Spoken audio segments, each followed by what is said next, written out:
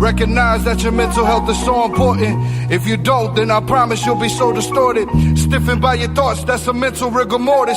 I'm on a hard mission and it won't be aborted. Assorted memories will seem to be your remedy, but in your darkest hour, form into your enemies.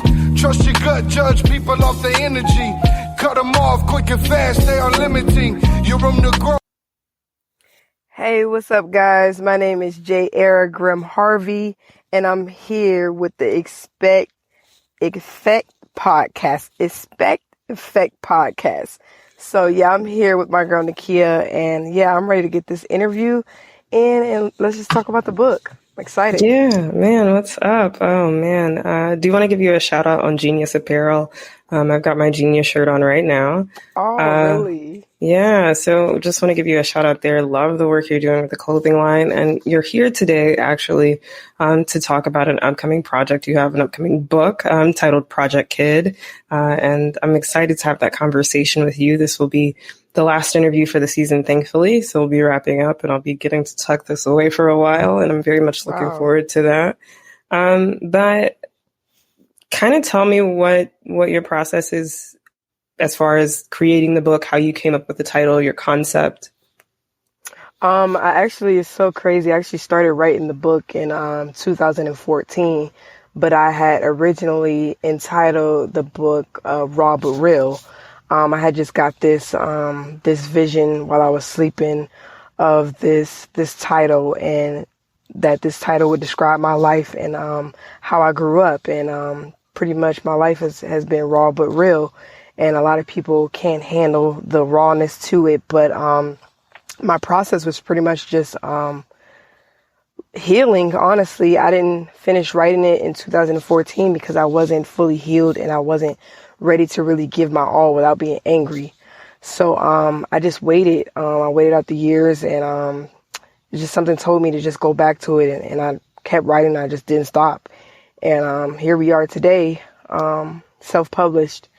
And I'm super excited about it and just proud of myself because it's been a long journey, but I feel like at the age that I'm at and the maturity that I'm at, I'm able to really sit down and reflect on my past and my upbringing and, be grateful for it. Even though I went through some crazy things, it made me who I am today.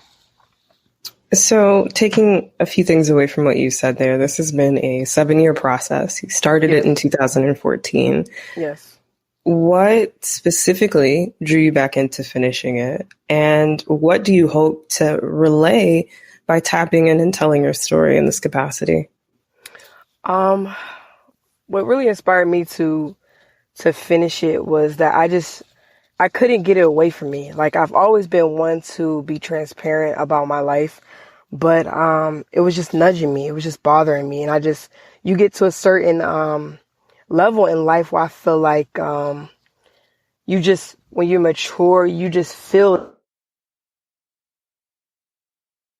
is something that you need to get off your chest because you need to move on to the next chapter in your life. And there are little nuggets that I gave people throughout the years, like about my life, certain poems and things where people can take back and be like, okay, she went through this, but I've never given the full disclosure of my life and how I grew up as a teen. So I would like people to take from this book, just a lot of healing, of childhood trauma and being forgiving and, allowing your parents, if you have a mom and a dad or whoever, you grew up with, that you can sit back and reflect and see that those things that, they put you through or that you went through was also a reflection of how they grew up.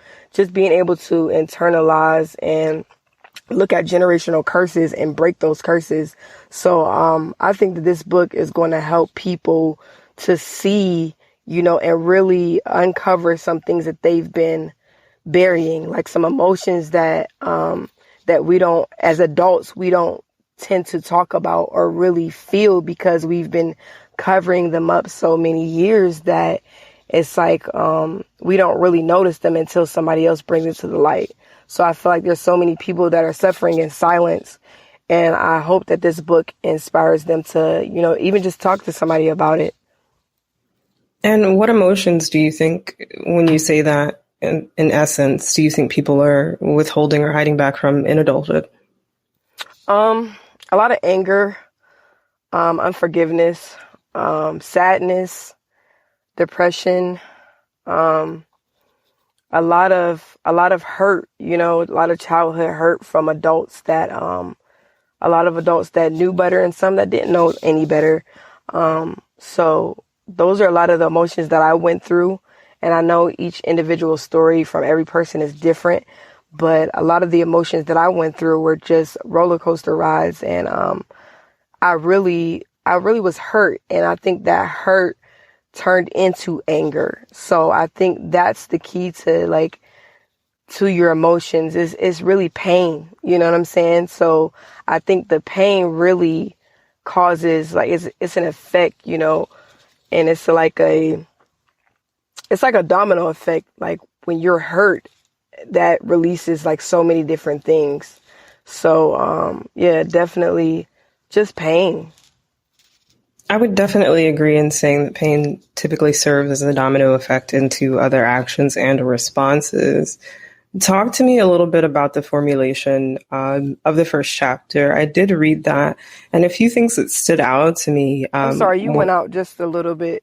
Yeah, no, are we good now? Yeah. Okay, perfect. So a few things that stood out to me about the first chapter that I had an opportunity to take a sneak peek at. You had an opening quote in which you gave the relatability of a chameleon, and then proceeded to kind of give and paint a picture of what we're starting to see as the beginning of your story. Tell me a little bit about how you crafted this and what readers can expect as they're diving into your story going forward in the additional chapters. Oh, yeah. So that description, me being placed in a specific environment and not knowing that environment or the environment's intentions, the people around me, I had to adapt really quickly. And the only thing that I could, really compare to that situation was a chameleon. And I'm really drawn to chameleons because of their ability to adapt and change, based on, whatever environments that they're in. So that's one of the things, like, if you lived in public housing, that like every day is different. You're going to experience something different every single day.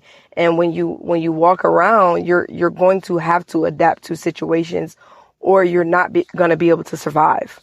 And like going into this chapter, I wanted to paint the picture, like you said, to give people a visual of, how my surroundings looked, initially, and then how eventually, as you go into the book, how things started to deteriorate. I'm sorry, I couldn't get that out, but how things started to break down as I go into chapter 2, because me coming into this environment initially, I'm expecting things to be bright and sunny and lovely and beautiful all the time. You know what I'm saying? And that wasn't the case throughout my childhood. But I at least had that initial, introduction to what I believe could have been beautiful. So yeah, the first chapter is definitely, takes you into, gives you a visual of how my surroundings looked, and paints the picture of, how the apartments looked, the grass. And I was trying to be very vivid just so people can, put themselves in my shoes for a moment. And as we dive deeper into the book, are we divulging strictly into your trauma? Because I definitely heard you mention earlier the aspect of childhood trauma, which I think so many people have areas of past trauma that they need to unpack. So big kudos to you there for taking that dive in terms of telling your own story. But as we continue to move forward in the book, are we hearing just from you? Are we hearing a little bit from others? Expert opinions, quotes, kind of what can we expect in terms of meat and There are going to be some quotes that relate to each chapter, but majority you will be hearing from me, my story from my point of view. But I also add in a lot of examples and reasons for why things could have turned out that way, like regarding my parents' upbringing, and also I add examining that my piece brothers. is super important for Yes. sure. Exactly. And adding also a little bit of my brother in there as well. So just bits and pieces of me reflecting and having understanding of why certain things happen to me now at this age, and how I wasn't really able to like comprehend that at such a young age.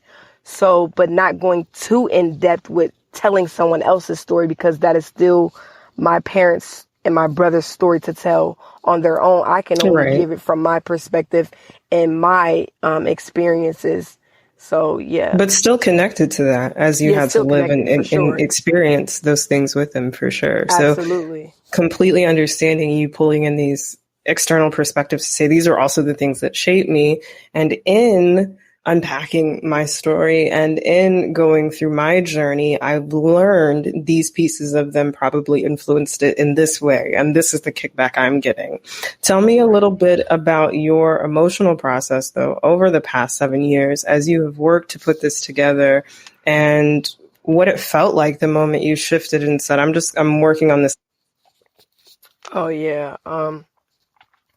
It's been overwhelming. I'm not gonna lie. Because when I did start it in 2004, I have chapters per se, and I just was writing, and it was very emotional because, like I said, like during that time, I wasn't fully healed, from all the things that I was, going through.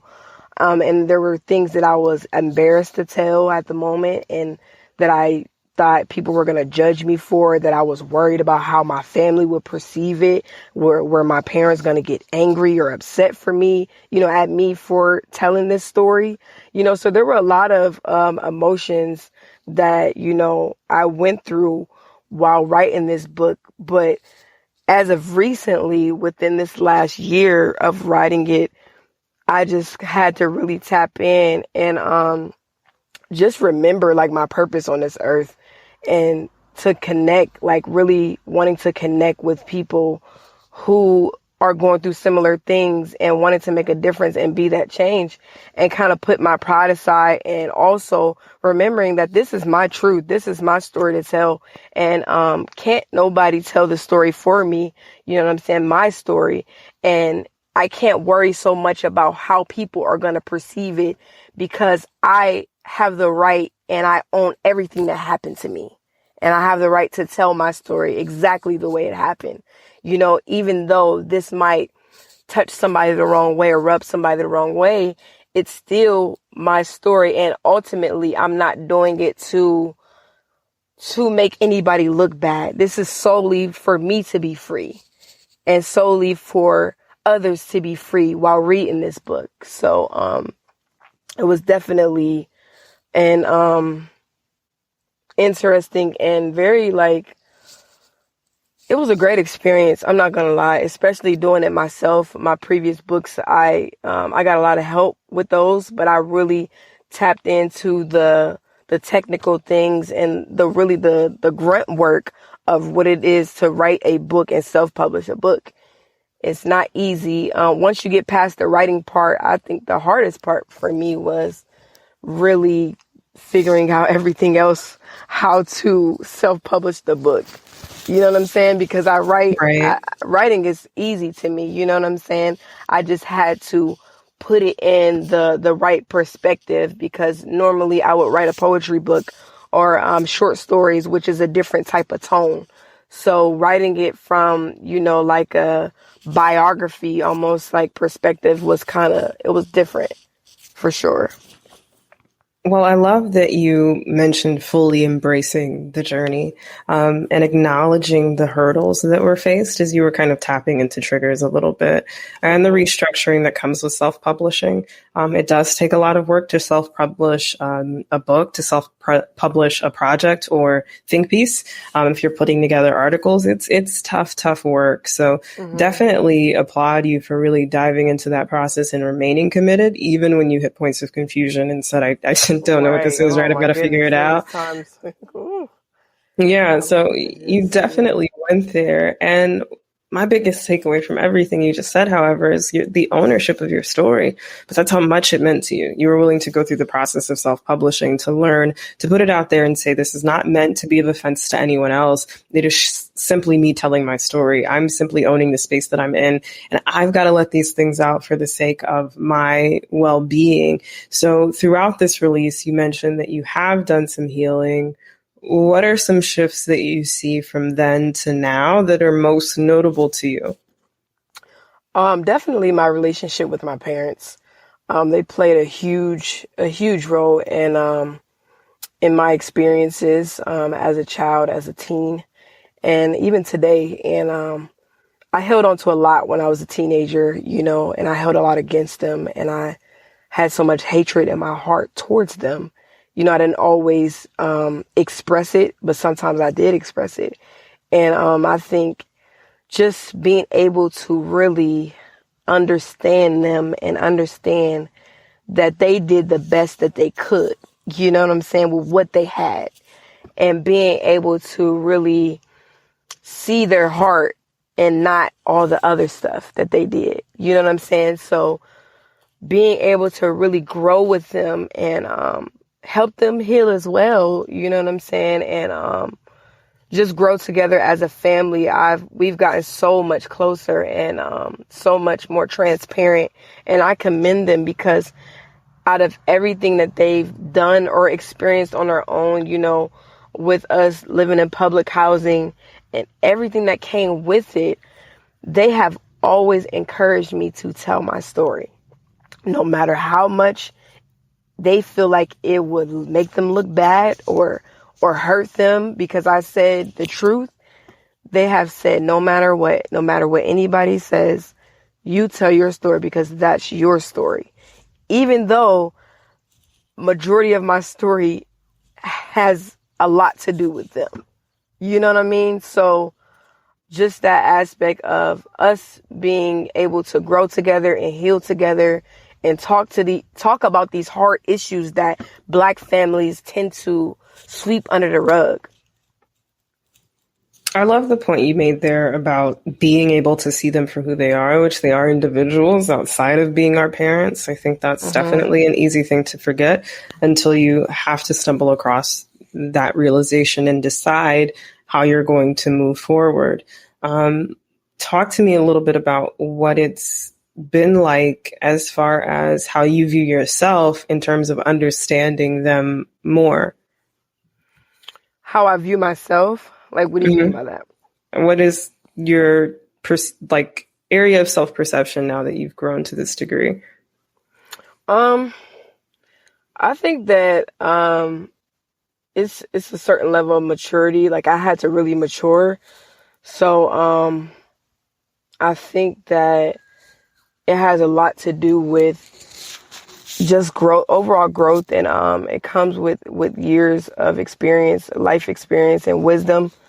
So I guess I view myself as I've reached adulthood. I've reached not wanting to hold on to things and really be healed and let things go and just let life be life, because it's too short to hold grudges. And I have to understand that we're all human and we've all been through things, and really look at, even in my childhood trauma, my parents also had childhood trauma. So I just have to reach a level of maturity and in adulthood and just wisdom. I think I'm way more wise now than I was before, even, in my 20s. I hope that answered the question. Yeah, no, absolutely. And I definitely think it's amazing that you have such a sensational relationship with your parents, and you've been able to grow that relationship in this process because they too were willing to do the work and willing to do what was really necessary, not only to understand your point, but to communicate their own and meet you halfway. What is the biggest takeaway you want people to have when reading this, no matter where they are in any area of their life, whether they're going through something, whether they've come out on the other side of that thing, or whether they have yet to uncover it? What's the biggest takeaway you want them to have? The biggest takeaway I want people to have and take from this book is that you have to be able to take control of your mental health. Put yourself first, learn how to put yourself first, and to be strong enough, or at least try to be strong enough to really uncover the things that have hurt you, because nobody's going to do the work for you and nobody is going to heal you for you. So it's a painful process and it's a hard process to do, but we have to be able to really see why we are the way we are and what are some of the things that are causing us to have mental health issues, if we're capable of, internalizing that, because there are people who have mental health issues who are not able to take care of themselves.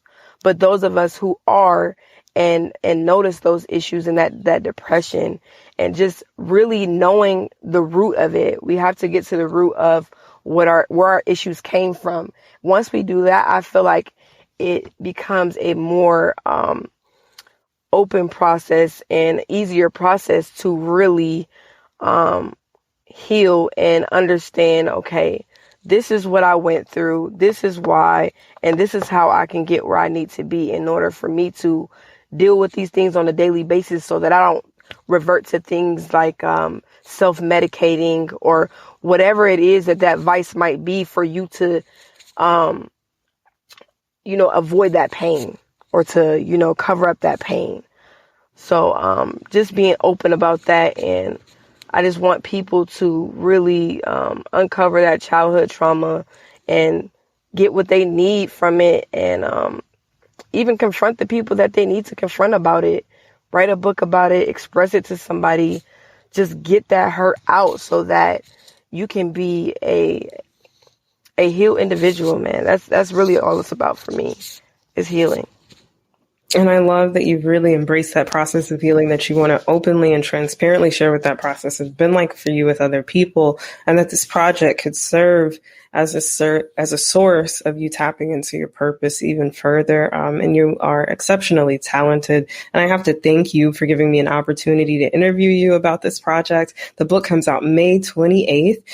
Where is it going to be available for purchase? And then I just want to quickly touch on an excerpt. We choose what we allow to affect our energy. So guys, just keep that in mind. And Steez, again, I have to thank you real quick. Just let people know where they can purchase this and how they can get locked in with your other projects. That includes Genius Apparel, because you definitely have some clothes for the summer. Yes, absolutely. So my book will be available. Project Kid will be available on Amazon for purchase, and you can also get it, the ebook version and the paperback version. My website is in my Instagram bio. It is jgrimharvey.com. So if you follow me at Steez Genius, at STEEZ Genius, you can find all of my information on there. My connection to my Genius Apparel, which is my streetwear, is also connected to that page. So you guys just keep up with me, and I hope that this interview was good and that you can check out the book and read it, and I hope that you can get something from this process. Yeah. And process, that's the key word. It's an ongoing process. And I definitely believe that your story is going to highlight that. I'm sure it's going to touch on the fact that you're constantly progressing, as we all are. And I'm really excited for myself and others to dive into your mind a little further, to learn about you in this way, and to really embrace your story as we work through our own processes of healing, restoration, and really just attempting to be the best version of ourselves, no matter what that looks like on any given day. So thank you again. I really appreciate this opportunity. I'm sorry we couldn't chat longer, but I am thrilled that this is going to be the note I get to end the season on for sure. Yes, absolutely. Yeah, man. Thank you so much, guys. This has been another week of expecting better, doing better, and believing better. I'm your host. It's Just Nakia. You can get locked in with me at It's Just Nakia on Instagram and Facebook. We also have additional dedicated pages to the show. I said that already. Damn, I'm tired. It's okay, guys. We're writing this out. It's the last one. So get plugged in with me, Instagram, Facebook, at The Expect Effect Podcast.